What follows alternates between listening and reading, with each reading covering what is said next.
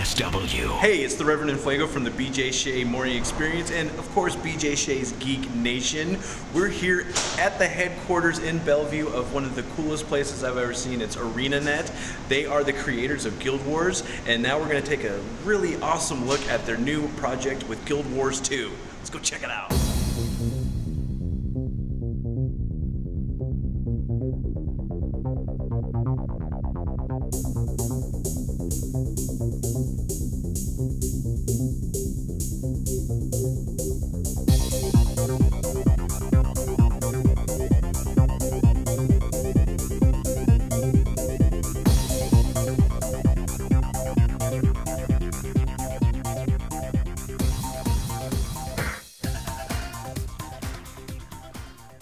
Alright, so now I've finally got the chance to play test some of Guild Wars 2. We're going to check it out. We're going to go right into it. And, well, yeah, I'm going to have some fun with it. We're going to get some video of me playing and hopefully not doing too terribly.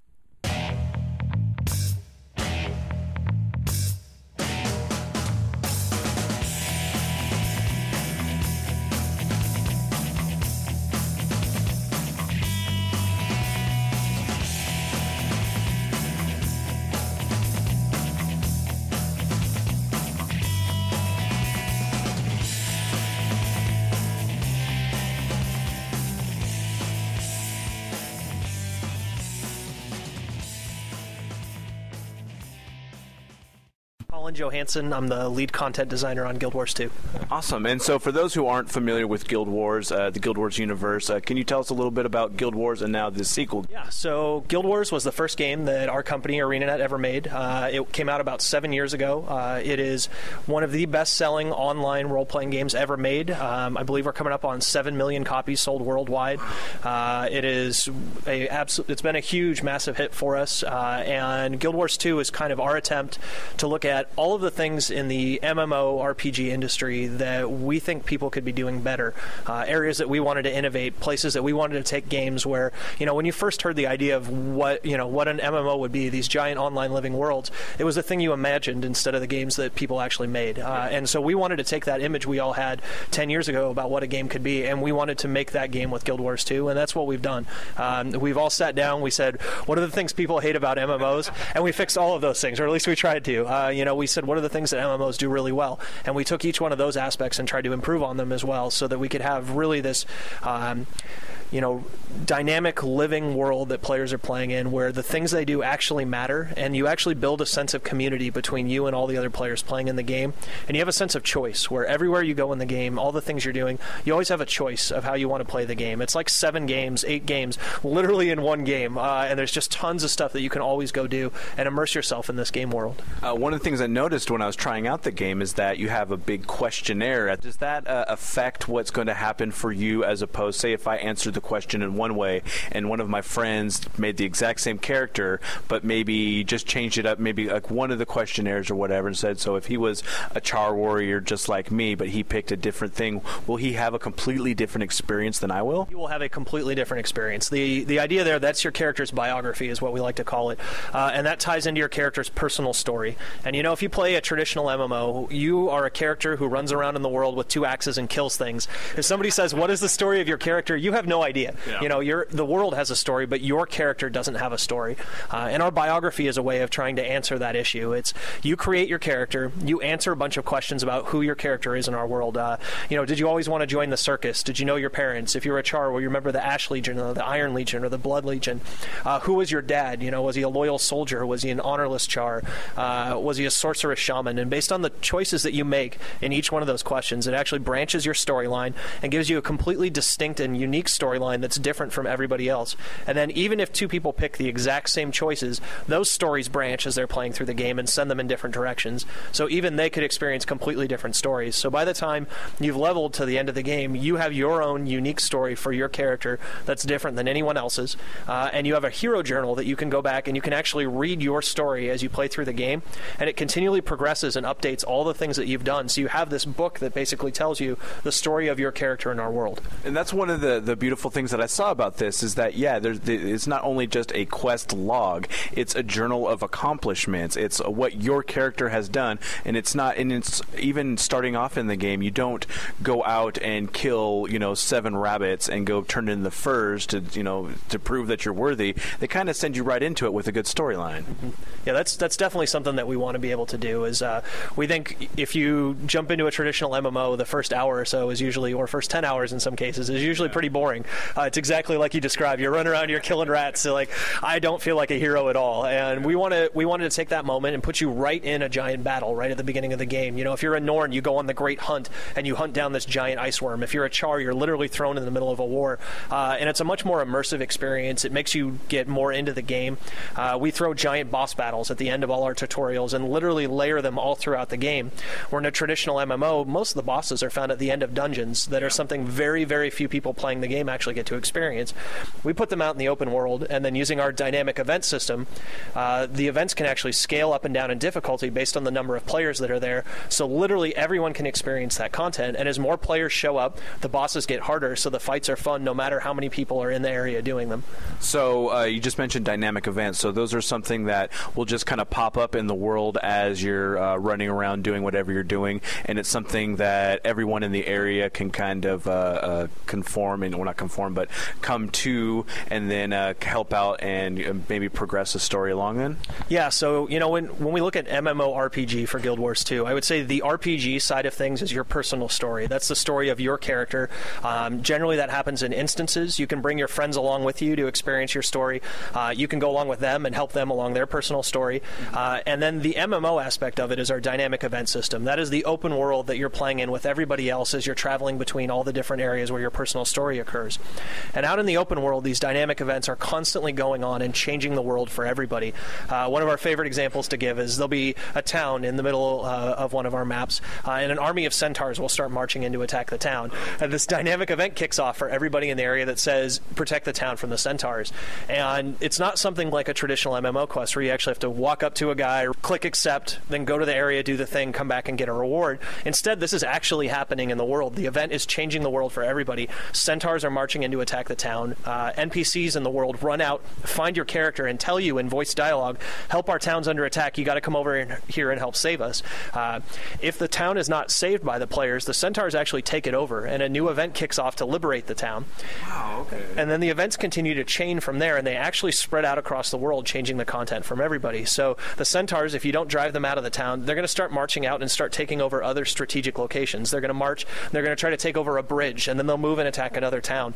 They'll go into a forest nearby, and they'll start chopping down trees and bringing the trees back to build siege weapons to defend the town that they took over. And all of this stuff is dynamically happening in the world and occurring for everybody to experience. And if the players participate, they can drive the centaurs back and drive the event chain back so they can launch a counterattack and go attack the centaurs in their homelands. If the players don't stop the centaurs, they'll spread out across the map and start taking over all these places. And the idea is all of these events affect the world for everybody, so the things that you do in the world actually have meaning. And every time you come in the game, you could experience completely different content because the events and different things could be happening in the world. And the events are triggered both on time, so like a centaur army march in sometimes based on time.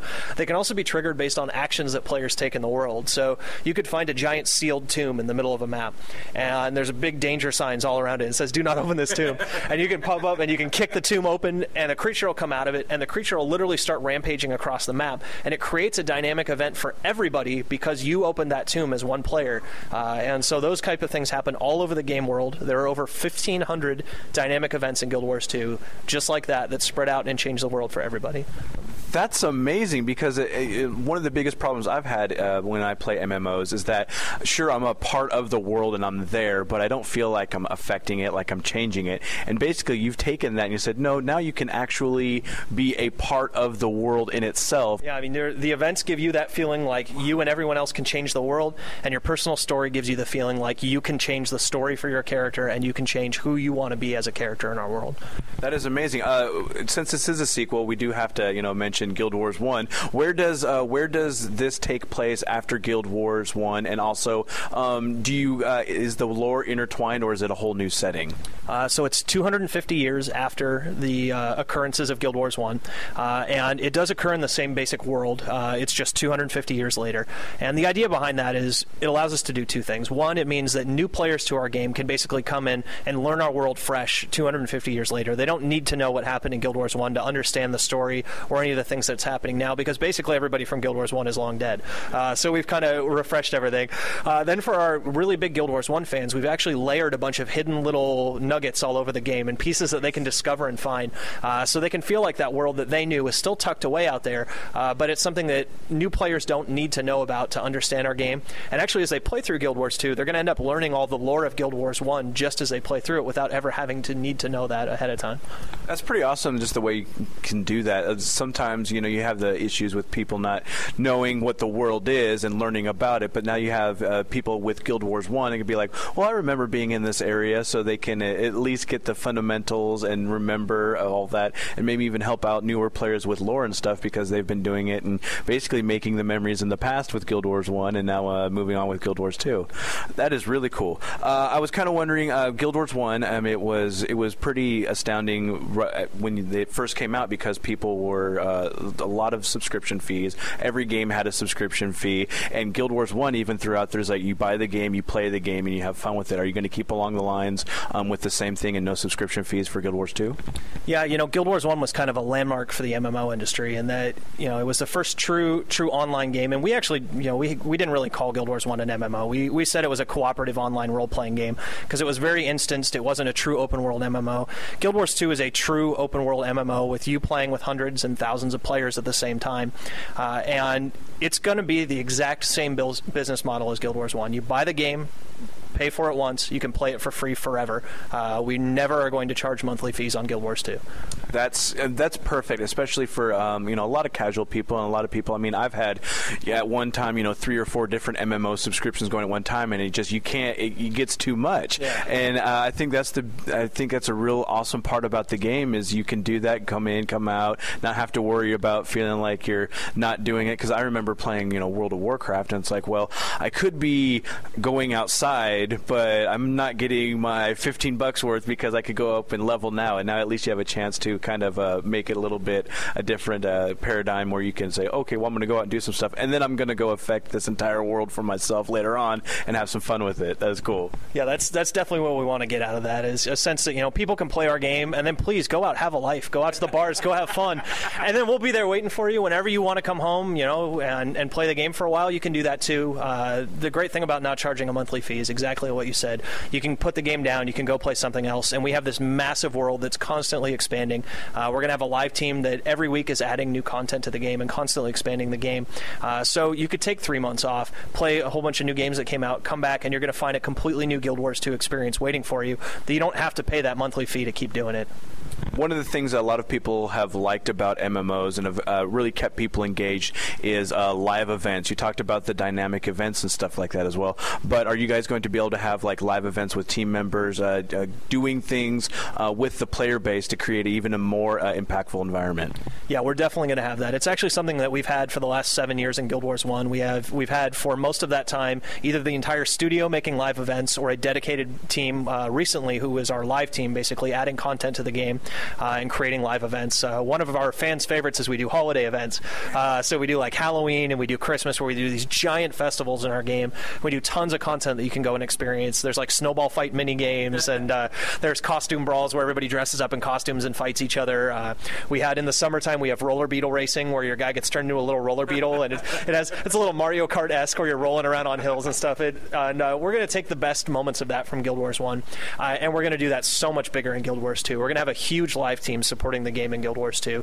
So we always have these cool live events going on. We're going to be constantly adding new events into the game using our dynamic event system, and then live events as well, just like you're talking about, to try to create this sense that every time you come in the game you can experience something new and different. And we'll definitely still have our holiday festivals as well. Killer. It's funny because we're just wandering around today. They gave us an awesome tour of the studios and everything that are going on, but it's Halloween, so you got people dressed up in costumes costumes and having a lot of fun. You've guys got an amazing group of super creative people, and just kudos to you for just all the creativeness that all you guys have, and best of luck for everything with this game. So there's the tour. That's Guild Wars 2. Such an amazing game. Look at this art here. This is amazing art. This is in the game itself. Check out Guild Wars 2. You can check them out just online. Congratulations to ArenaNet so far. Once this game comes out, it's going to be amazing. I love it. For BJ Shea's Geek Nation, this is the Reverend and Fuego. Game on. The BJ Shea Morning Experience on 99.9 KISW.